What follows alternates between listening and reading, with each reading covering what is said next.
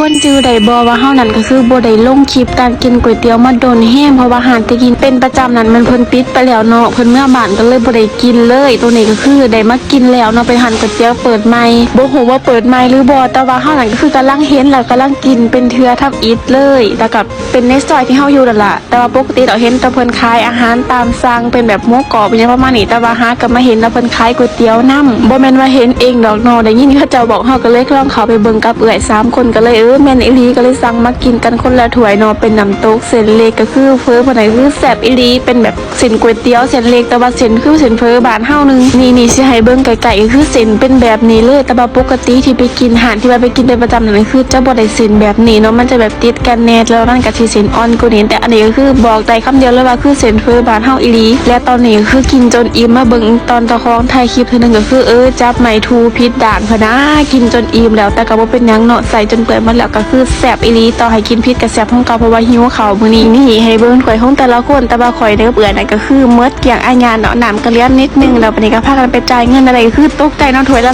35 บาทนึงซุมเจ้าตอนกลับมาคือกินโดนัทอีก2 อันบอกเลยว่ามันยังบ่อิ่มหั่นน่ะและสำหรับใครที่อยากมาลองกินเบิ่งหันก๋วยเตี๋ยวที่เฮาบอกก็คือคอมเมนต์บอกเด้อเดี๋ยวคลิปหน้าเฮาจะมาบอกพิกัด